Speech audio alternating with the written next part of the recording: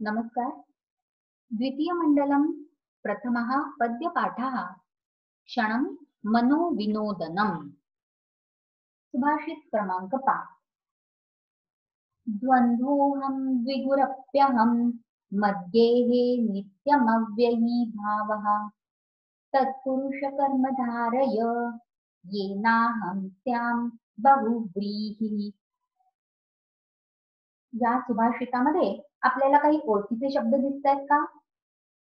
हो, द्वंद्व, द्विगु, अव्ययी भाव, तत्पुरुष, कर्मधारय आणि बहुव्रीही हे शब्द आपल्या परिचयाचे आहेत. ही समासांची नावं आहेत. अशा प्रकारे समासांची नावं एकत्र करून हा श्लोक किंवा हे सुभाषित कवीने लिहिलं आहे, हे आपल्याला मनोरंजक वाटते. काय म्हटलंय यामध्ये? द्वंद्वः अहम, द्वंद्वः अधिक अहम असा हा संधी आहे. विसर्गाचा ओ झाला, अचा अवग्रह झाला, असा हा अवग्रह संधी. द्वंद्वः अहम, मी द्वंद्व आहे, म्हणजेच मी विवाहित आहे आणि त्यामुळे मी आणि माझी पत्नी असे आम्ही दोघे जण घरात आहोत. द्विगुः अपि अहम, द्विगु मधल्या विसर्गाचा र झाला. पुढे अपि या शब्दातल्या अ मुळे तो र पूर्ण झाला. अपि अधिक अहम, इथे अप्यहम असा संधी झाला. मी द्विगु सुद्धा आहे, म्हणजे दोन गाई गुरं असलेला मी आहे. म्हणजे माझ्या घरात मी आणि माझी पत्नी आणि माझ्या गोठ्यामध्ये दोन गुरं आहे. मद्गेहे, माझ्या घरामध्ये नित्यम अव्ययी भावः, नेहमी. गेहम म्हणजे सदनम, गृहम, माझ्या घरामध्ये नित्यम म्हणजे सदा, पर्याय शब्द नेहमी. अव्ययी भावः, व्यय म्हणजे खर्च, अव्यय म्हणजे खर्च न करणे, खर्च न करण्याची वृत्ती, भाव, प्रवृत्ती असते. का असते? कारण खर्च करायला पैसा लागतो, तो पैसा माझ्याकडे नाही आणि त्यामुळे खर्च करण्याची वृत्ती मला ठेवता येत नाही. माझ्या घरात नेहमी बचत करणे, काटकसर करणे, खर्च न करणे हीच वृत्ती आम्हाला ठेवावी लागते. आपली परिस्थिती अशा प्रकारे पहिल्या ओळीमध्ये कवीने व्यक्त केली आहे आणि मग दुसऱ्या ओळीमध्ये त्याने अशी अपेक्षा व्यक्त केली आहे, तत्पुरुष, तेव्हा हे पुरुषा. आता हा जो पुरुष शब्द आहे तो कोणाला उद्देशून आहे? तर कवी ज्याच्याशी बोलतोय तो राजा असेल, धनिक असेल किंवा ज्याला शेती करायला नेमलं आहे असा कोणीतरी असेल. तेव्हा हे पुरुषा, कर्मधारय, असं काम कर, येन की ज्यामुळे, अहम, येन अधिक अहम असा हा संधी, की ज्यामुळे मी बहुव्रीही त्याम, बहुव्रीही बनेन. बहु म्हणजे भरपूर, व्रीही म्हणजे तांदूळ. त्या काळातली श्रीमंती धान्याने मोजली जात असे. ज्याच्याकडे भरपूर धान्य आहे तो भरपूर श्रीमंत. आणि म्हणून कवी म्हणतो की मी श्रीमंत होईन असं कर्म तू कर. मी श्रीमंत होईन म्हणजे मी भरपूर धान्य असलेला, जिथे धान्य आहे तिथे धन पण आहे, धनधान्य हा शब्द आपण वापरतो. तेव्हा मी श्रीमंत होईन असे कर्म तू कर, असे कवीने म्हटले आहे. आता या श्लोकात मनोरंजक काय आहे? तर त्या समासांची नावं केवळ आपण समासांचे नाव म्हणून लक्षात ठेवले, ती नावं इथे कोणत्या अर्थाने वापरली आहे, त्या समासांच्या नावांचा अर्थ काय होतो याचा विचार करून कवीने ही रचना केली आहे. हे कवीचे चातुर्य आपल्याला या सुभाषितामध्ये दिसून येतं. यामध्ये त्याम हे रूप असधातू दुसऱ्या गणाचा परस्मैपदी विधिलिंग उत्तम पुरुष एकवचन. सरळ अर्थ असा होईल, मी द्वंद्व आहे, मी द्विगु सुद्धा आहे, माझ्या घरामध्ये नेहमीच अव्ययीभाव असतो. हे तत्पुरुषा कर्मधारण कर, ज्याने मी बहुब्रीही होईन. म्हणजे जणू काही कवी स्वतःला मी द्वंद्व आहे, मी द्विगु आहे, माझ्या घरात अव्ययीभाव राहतो आणि मला बहुब्रीही व्हायचं आहे, अशा प्रकारे समासांची नावं स्वतःला लावून घेत आहे, अशी गंमत करत आहे, असं मनोरंजन या सुभाषितामध्ये होतं. सुभाषित क्रमांक 6. चतुरस्सखी मे भर्ता यल्लिखति तत्परो न वाचयति तस्मादप्यधिको मे स्वयमपि लिखितं स्वयं न वाचयति. दोन मैत्रिणींचा संवाद आहे. हे सखी, एक म्हणतीये, मे भरता माझा पती चतुर आहे. कसा? यत लिखती जे तो लिहितो, तर ते परहा दुसरा माणूस न वाचयती वाचूच शकत नाही. वाचयती मध्ये वचधातू दुसऱ्या गणाचा परस्मैपदी याचा निजंत आहे, किंवा वाचधातू 10व्या गणाचा उभयपदी इथे परस्मैपदी लटलकार प्रथम पुरुषाचे एकवचन आहे. आता इथे कौतुकाने एक मैत्रीण दुसऱ्या मैत्रिणीला सांगते की माझा पती खूप चतुर आहे. म्हणजे थोडक्यात स्तुती करते ना, ती आपल्या पतीचे चातुर्य सांगते, हुशारी सांगते आणि जणू काही स्तुती करते आहे. आणि व्यवहारात ही खरं तर स्तुती नाहीये, कारण त्याने जे लिहिलंय ते दुसऱ्याला वाचता येत नाही, याचा अर्थ त्याचं हस्ताक्षर चांगलं नाहीये. आणि हस्ताक्षर चांगलं नसणे हा दोष आहे, ही उणीव आहे, कमतरता आहे. आणि या उलट दुसरी पहिल्या मैत्रिणीला म्हणते तस्मादपि अधिकः मे, कारण बढाई मारण्याची सवयच असते ना, तुझ्याकडे आहे त्यापेक्षा माझ्याकडे कसं अधिक आहे हे सांगण्याची प्रवृत्ती असते लोकांची. आणि म्हणून ही दुसरी मैत्रीण म्हणते त्याच्याहूनही अधिक, तुझ्या पतीहूनही अधिक मे भरता माझा पती चतुर आहे, हुशार आहे. कसा? स्वयमपि लिखितम, स्वतःच लिहिलेले, स्वयं न वाचयती, स्वतःच वाचू शकत नाही. म्हणजे इथे अधिक स्तुती केली आहे, तुझ्या पतीपेक्षा माझा पती अधिक चतुर आहे अशी स्तुती केली आहे. आणि प्रत्यक्षात निंदा अशी आहे की तो जे लिहितो ते स्वतःही सांगू शकत नाही काय लिहिलंय, इतकं हस्ताक्षर अधिक वाईट आहे. पहिल्या त्या पतीपेक्षा दुसऱ्या पतीचं अक्षर अधिक वाईट आहे.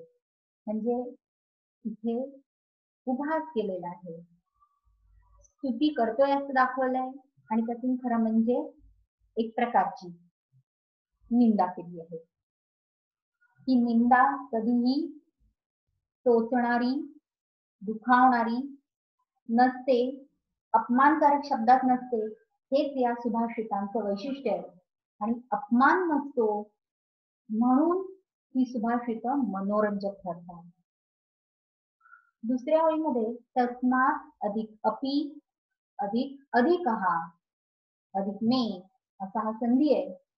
तस्मात मधल्या हलंत चा द झाला, अपि मधल्या अ मध्ये तो मिसळला, अपि अधिक अधिकः अप्यधिकः, अधिकः मधल्या विसर्गाचा पुढच्या मे म मुळे ओ झाला. स्वयमपि, स्वयं अधिक अपि असा हा अनुस्वाराचा जो हलंत म होता तो अ मुळे पूर्ण झाला. सरळ अर्थ असा होईल, हे सखी माझा पती चतुर आहे, तो जे लिहितो ते दुसरा वाचू शकत नाही. दुसरी मैत्रीण म्हणते त्याहूनही अधिक माझा पती चतुर आहे, स्वतःच जे लिहितो ते स्वतःच वाचू शकत नाही. सुभाषित क्रमांक 7. वासः प्रधानं खलु योग्यताया, वासो विहीनं विजहाति लक्ष्मीः. पीताम्बरं वीक्ष्य ददौ स्वकन्यां, दिगंबरं वीक्ष्य विषम समुद्रः. या सुभाषितामध्ये जे तत्व कवीला सांगायचे ते पहिल्या ओळीत, वासः प्रधानम, वस्त्र, वासः वस्त्रम, वसनम हे पर्याय शब्द, प्रधानम श्रेष्ठम हे पर्याय शब्द. वस्त्र हेच श्रेष्ठ आहे, खलु खरोखर, सत्यम कशाच्या बाबतीत, योग्यता विषये, योग्यतेच्या बाबतीत, वस्त्रे ही श्रेष्ठ आहेत, महत्वाची आहेत. का बरं? याचं कारण पुढे सांगितलंय उदाहरण देऊन. वासो विहीनम विजहाति लक्ष्मीही. जर एखादा वस्त्रविहीन असेल तर त्याला लक्ष्मी विजहाती सोडून जाते. पहा, कोणत्याही देवतेची पूजा अर्चा करताना नवीन उत्तम वस्त्र धारण करून पूजेला बसतात. एखाद्या देवळात मंदिरात दर्शनाला जायचं असेल देवतेच्या तर नवीन वस्त्र परिधान करतात. आणि जर एखादा माणूस वस्त्रहीन असेल तर ही लक्ष्मी देवी कसं काय त्याला पसंत करेल किंवा कसं काय त्याच्याकडे राहायला येईल, कशी त्याच्यावर प्रसन्न होईल. म्हणजे वस्त्र महत्वाची आहेत, वस्त्र श्रेष्ठ आहेत. जर वस्त्र नसली तर अशा व्यक्तीला लक्ष्मी सोडून जाईल.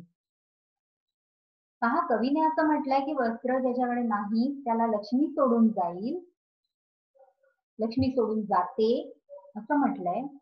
व्यवहारात आपल्याला काय दिसतं, लक्ष्मी ज्याला सोडून गेलेली आहे त्याच्याकडे वस्त्र सुद्धा शिल्लक नसतं. बरोबर, व्यवहारातलं उदाहरण इथे आपल्याला हवे त्या पद्धतीने कवीने मांडलंय, चतुराईने. कारण त्याला आपला सिद्धांत वासः प्रधानम खलु हा सिद्ध करायचा.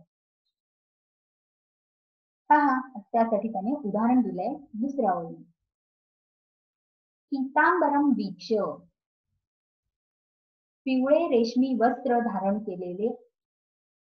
केलेला विष्णू, त्या विष्णूला पाहून, वीक्ष्य पाहून, समुद्राने स्वकन्यां ददौ आपली कन्या लक्ष्मी त्याला पत्नी म्हणून दिली, ददौ.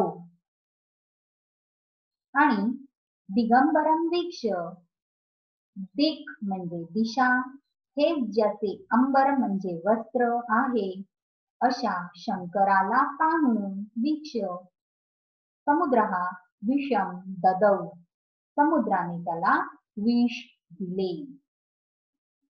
आता ही कथा आहे समुद्र मंथनाची, की ज्या समुद्र मंथनाच्या देव आणि दानव यांनी जे समुद्राचं मंथन केलं, क्षीरसागराचं मंथन केलं आणि त्यामधून 14 रत्न आली. त्यामधील एक रत्न आहे लक्ष्मी देवी आणि तिचा विवाह समुद्राने, कारण लक्ष्मी देवी समुद्रातून निर्माण झाली म्हणजे तो पिता आहे लक्ष्मीचा, आणि त्याने तिचा विवाह कोणाशी करून द्यायचा तर त्याने पाहिलं विष्णू हा सर्वात योग्य वर आहे तिच्यासाठी, सर्वश्रेष्ठ देव आहे. परंतु तो सर्वश्रेष्ठ देव आहे म्हणून त्याचा विवाह लक्ष्मीचा विवाह त्याच्याशी करून दिला असं कवी नाही ना.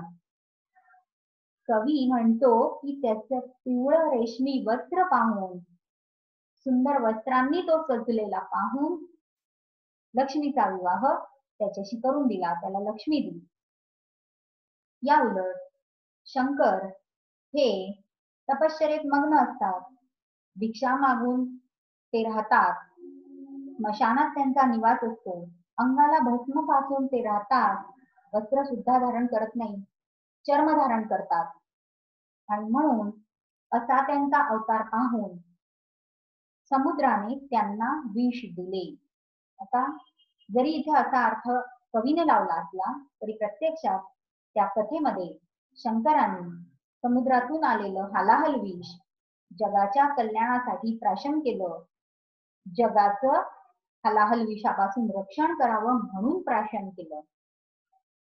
असं असतानाही कवीने मात्र हीच गोष्ट आपल्या दृष्टिकोनातून आपल्याला पाहिजे त्या पद्धतीने व्यक्त केली आहे की समुद्राने पितांबरधारी विष्णूला आपली कन्या लक्ष्मी दिली तर दिगंबर शंकराला विष दिले.